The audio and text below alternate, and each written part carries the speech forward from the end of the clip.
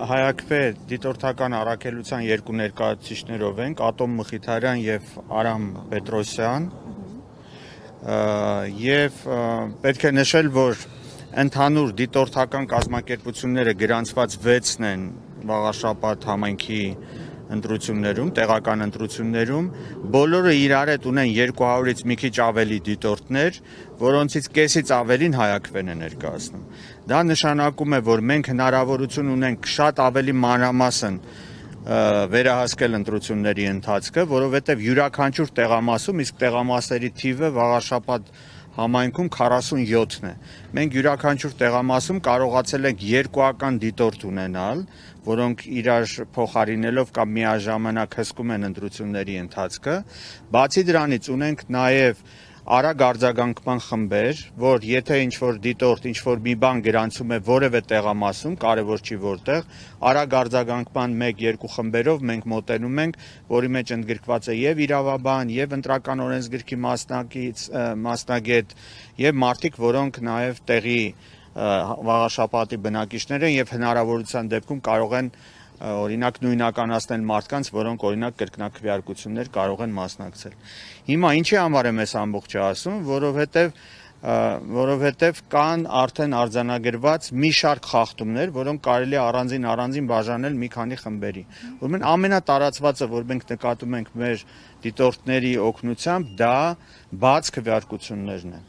Բաց քվեարկություն, ընդ որում դա անմիջապես հետևում է ուղղորդմանը։ Մեր դիտորդները Այսինքն չիմացության հետևանք չէ։ Տեսեք ինչպես է, ուրեմն մենք նկատում ենք հետևյալ սցենարը այս ընտրությունների ժամանակ։ Նախ մարդիկ, որոնք մոտենում են ընտրական տեղամաս, մինչև մուտք գործելը, նրանց ինչ-որ մարդ մոտենում է եւ ամենայն հավանականությամբ ինչ-որ ցուցում տալիս։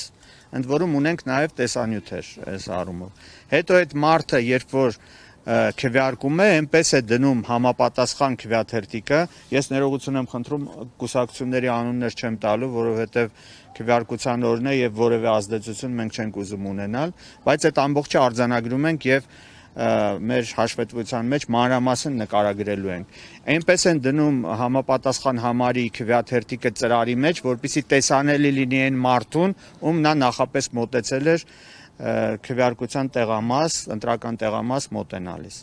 Այս մեկ ուրեմն շատ են։ Երկրորդը ուրեմն մեքենաներով ընտրողներին տեղամասեր բերելը։ Ընդ որում այնպիսի մարդիկ չեն այդ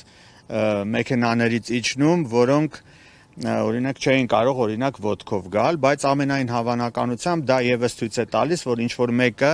ընդ որում նույն մեքենան մի քանի անգամ է պտտվում, եւ մենք նկատել ենք նաեւ այնպիսի մեքենաներ, որոնց վրա ուրեմն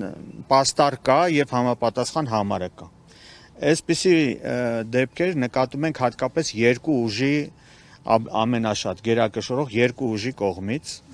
էլի առանց համապատասխան թվերը ասելու կարող եմ սա ասել։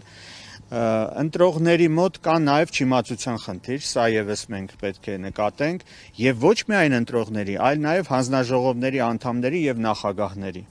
Որովհետև մենք նկատել ենք դեպքեր, երբ որ հանձնաժողովի նախագահն ինքը չգիտի օրինակ ինչպիսի իրավիճակում, ինչպես պետք է իրեն պահի եւ ինչ անի։